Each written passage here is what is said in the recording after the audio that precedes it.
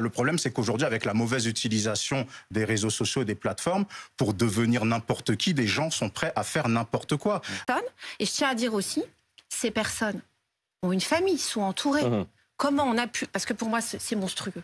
Visiblement, les familles, tout le monde était connu et savait ce qui se passait. C'est-à-dire en disant, c'est un jeu, c'est de la scénarisation. Alors, il faut arrêter avec ce mot jeu. C'est peut-être pas terrible, mais derrière, tout le monde se connaît, tout le monde sait ce qu'ils font. Et ils sont ensemble depuis 3 ans, ils s'amusent. Alors, dans les violences intrafamiliales, c'est pareil. Tout le monde se connaît, on frappe un enfant, on l'humilie, on le met au coin. Alors, les violences conjugales, tout le monde se connaît, c'est pas grave.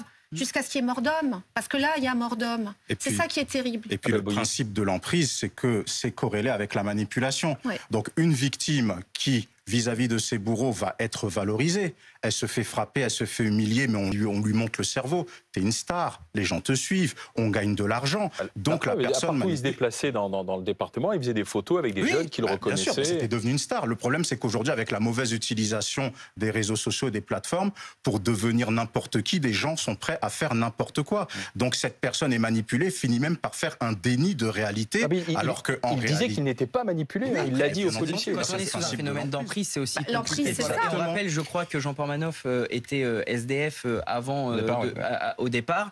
C'est vraiment cynique de la part de cette plateforme qui, à l'époque, se moquait un peu en voyant qu'il était marqué sur les bras, couvert de peinture, en disant la prochaine fois, on lui fera un t-shirt à manches longues. Qui couvre ce type de faits à l'échelle du monde entier.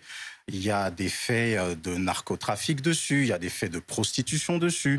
Vous avez des personnes en situation de handicap qui se font tabasser. Vous avez des SDF qui se font inviter au restaurant et la personne prend la fuite en laissant le SDF dans une situation assez déplorable. Et il y a un appel aussi au viol. Et ce qui est encore plus intéressant, et c'est ce qu'on disait avant d'entrer en plateau, c'est lorsque vous lisez les fils de discussion, où là, vous avez des gens qui trafiquent, vous avez des gens qui appellent à se rejoindre sur Telegram pour échanger de la drogue, pour consommer des prostituées, pour faire tout un tas de choses qui vous glacent le sang.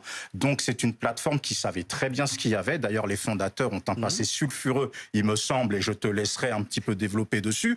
Donc, on ne peut pas être étonné. Par contre, je pense que ce qui est agaçant, c'est l'hypocrisie généralisée.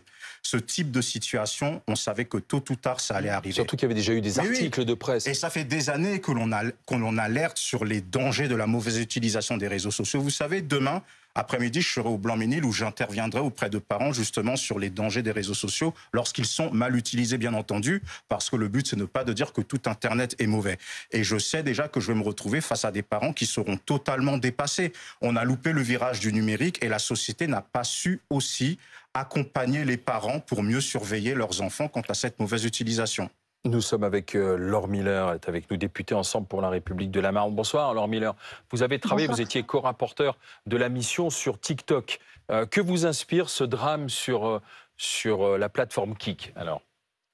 Mais alors en vous écoutant, je pense qu'il y a peut-être deux éléments à avoir à mon sens bien en tête. Le premier, c'est peut-être de se dire enfin, et de le dire peut-être plus fort que ce qu'on ne fait jusqu'à présent. Pardon à Madame la députée, mais c'est un désaveu. C'est de dire, OK, on fait le constat, c'est grave, mais on peut rien faire. Oui, signaler, mais on peut rien faire. Oui, on manque de personnel, mais on peut rien faire. Quel signal on donne à nos enfants et aux adultes? Pardon, moi, j'ai pas du tout dit qu'on pouvait rien faire. Vous avez dit oui, alors ils sont pas assez nombreux. Mettez du monde, mettez de l'argent, faites en sorte que nos enfants ne meurent pas, ne voient pas, parce que c'est la porte ouverte à la prostitution des mineurs. Exactement. Et puis surtout le côté de dire que maintenant il faut enfin se réjouir parce qu'en gros maintenant on en parle. Non. On va pas se les acteurs de terrain, ça fait une dizaine d'années en fait que l'on gueule. Donc le politique et les autorités administratives sont en retard. Ça fait longtemps que l'on parle de ces problématiques-là. Quand on est sur le terrain, on n'est pas étonné. Et quand on parle de cette fameuse commission, moi j'ai vu certaines vidéos, donc c'est vrai que c'est intéressant. D'un côté, je me suis dit, heureusement, elle a enfin lieu. Mais je suis désolé, même les personnes qui ont mené la commission, on voit qu'elles ne sont pas expertes sur le sujet. Quand on est matin, midi et soir, ce qui est le cas de tous les acteurs de terrain, quand on voit ce qu'il y a sur les réseaux sociaux, sur les passerelles avec le darknet, notamment en ce qui concerne la pédocriminalité, même certains influenceurs, il y a certains influenceurs qui étaient là, nous on a des dossiers sur eux. Et j'attendais de voir si ces dossiers allaient sortir, dont certains ont des entourages, qui sont proxénètes dans le cadre de la prostitution des mineurs. C'est pas sorti. Donc voilà. Donc il faut aussi travailler mieux avec le terrain, avec des gens qui connaissent. Donc c'est très bien que cette commission ait eu lieu, mais on est encore très loin de la réalité. Je vous assure.